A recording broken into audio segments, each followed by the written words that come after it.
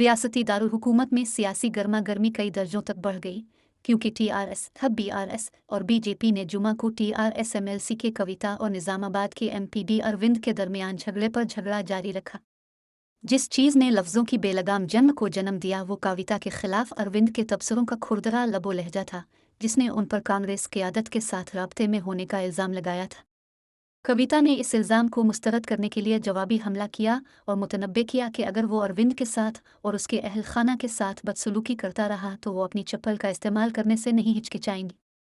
यहाँ तक कि तेलंगाना समाज से इस तरह के सख्त इजहार के लिए मुआफ़ी मांगते हुए कविता ने वजाहत की कि उन्हें ऐसा करने पर मजबूर किया गया क्योंकि अरविंद उनके ख़ानदान के अरकान और टीआरएस बीआरएस के साथ आए दिन बदसलूकी कर रहा था।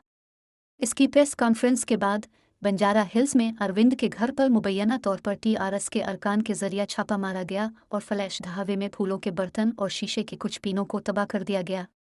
इससे टीआरएस और बीजेपी कायदीन के दरमियान लफ्जी जंग का एक और दूर शुरू हो गया।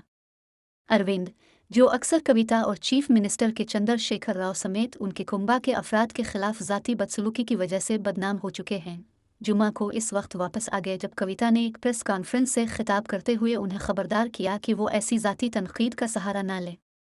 इसके खिलाफ अरविंद ने अपने घर पर छापे पर रद्द अमल जाहिर करते हुए आग भड़का दी।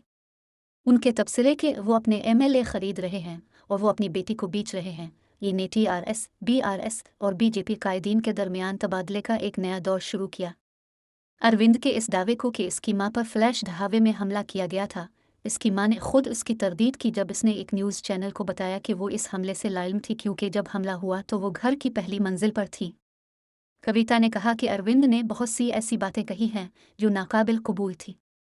इसने चैलेंज किया कि वो उसे स्टिंग में शिकस्त देगी।